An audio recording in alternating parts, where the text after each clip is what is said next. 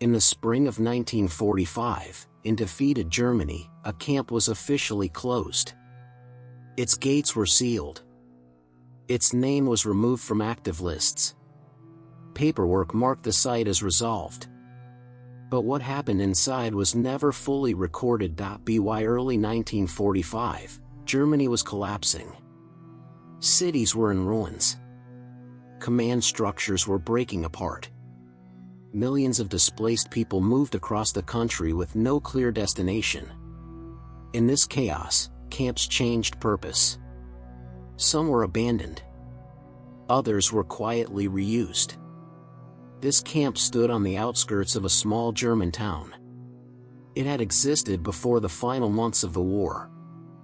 Originally established for detention and forced labor, it was administered by German authorities until the last weeks of the conflict.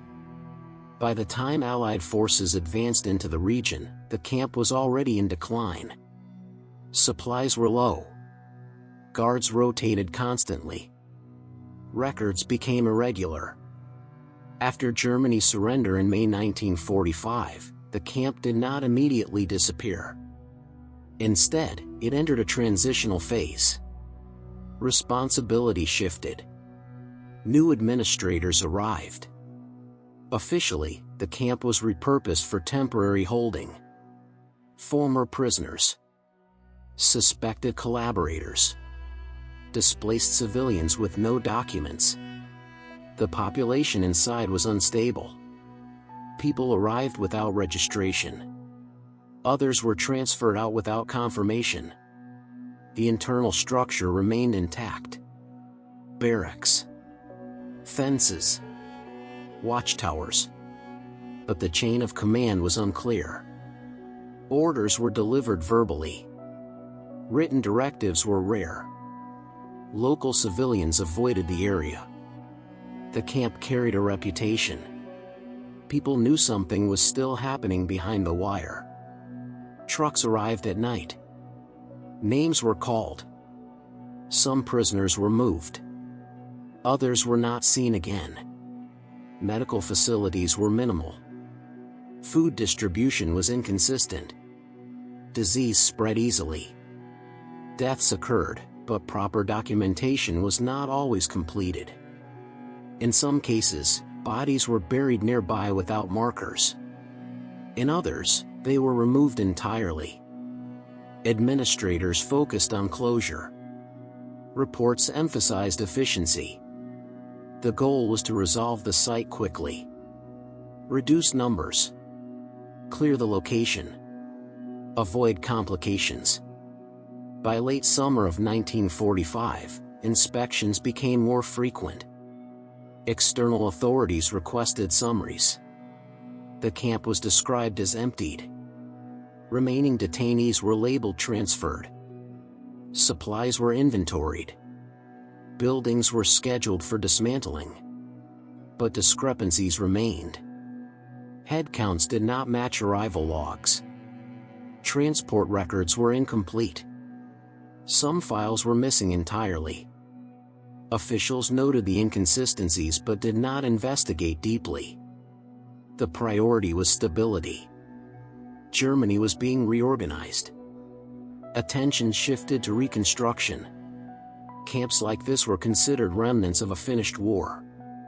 On paper, the camp was approaching closure. In reality, its story was not finished.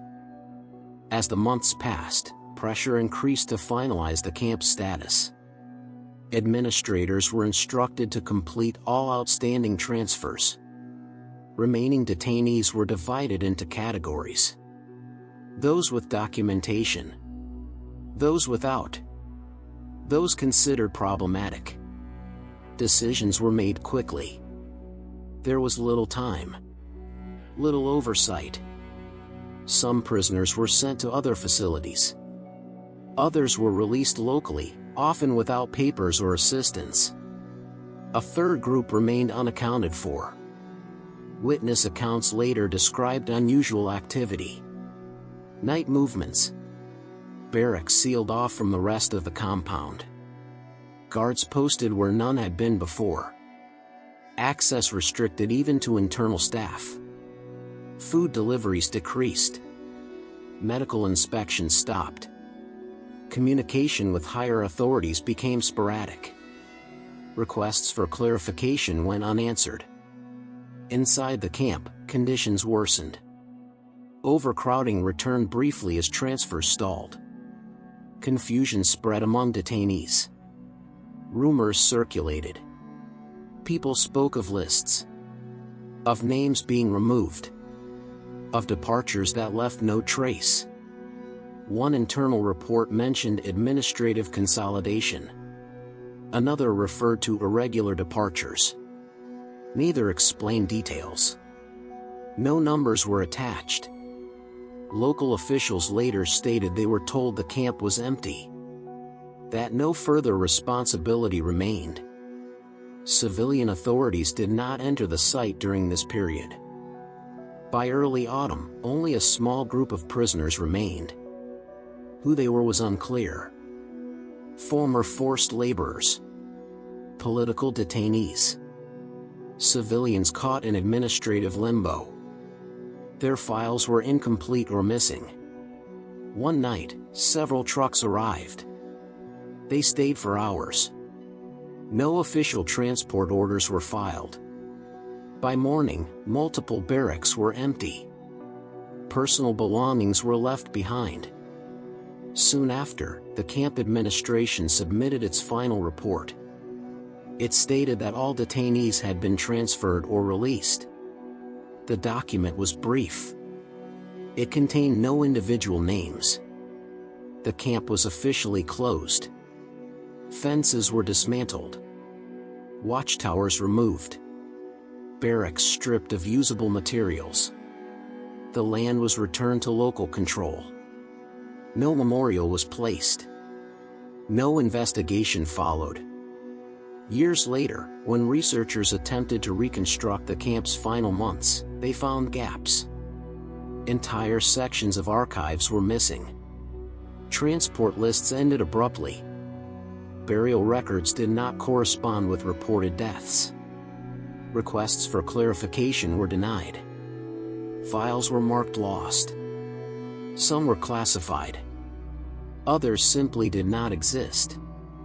The camp had closed efficiently and silently. The moment of closure erased more than a location. It erased evidence.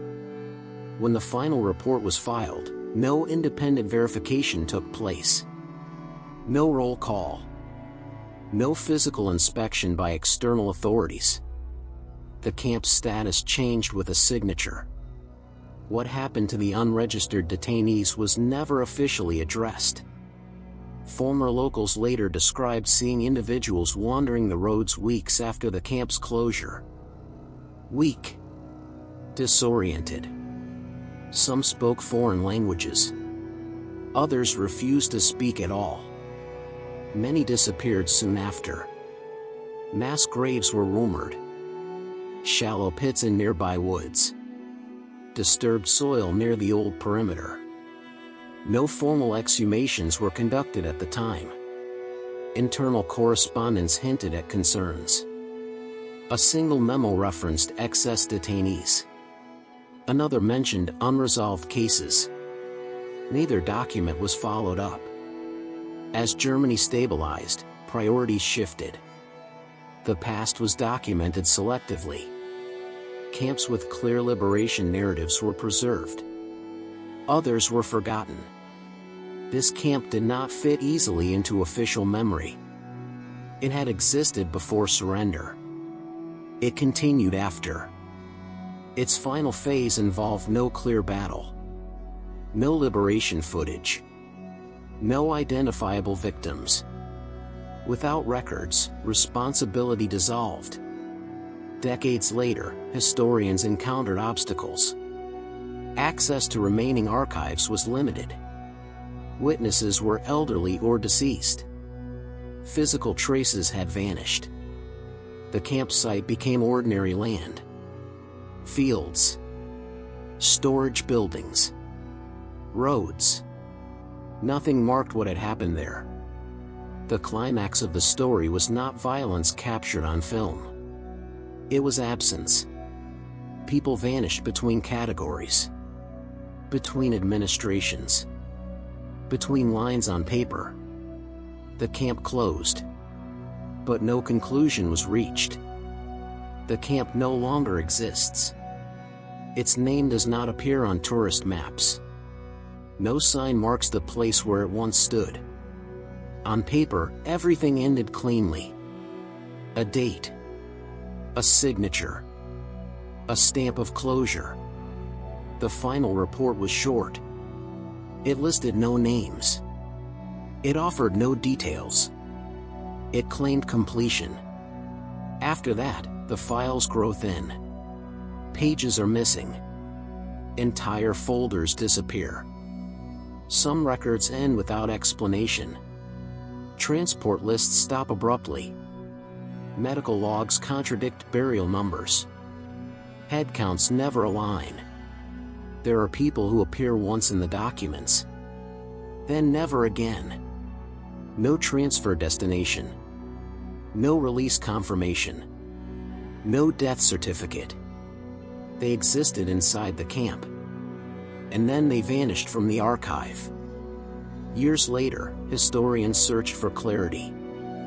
They found silence. Requests were denied. Files were marked lost. Others were sealed without reason. Witnesses remembered fragments. Faces. Voices. Night movements. Trucks arriving and leaving. But memory fades. And memory is not proof. The land changed. Barracks were dismantled. Fences were removed. Watchtowers collapsed. Grass covered the ground. Roads were built nearby. Storage buildings replaced the past. People walked there without knowing. Children played where roll calls once happened. Nothing explained what had been erased. No memorial was placed. No ceremony was held. No investigation followed. The camp officially closed. That sentence appears in records. What does not appear are the unresolved lives, the missing bodies, the unanswered questions. History prefers clean endings. This one was made clean by omission. The camp did not end with liberation. It ended with paperwork. Those who disappeared were never counted again. Their absence became normal. Their silence permanent.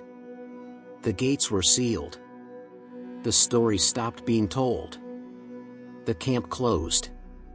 The records did not survive. And without records, memory faded. What remains is an empty place. And a gap where names should be. Thank you for watching. New historical stories are published regularly.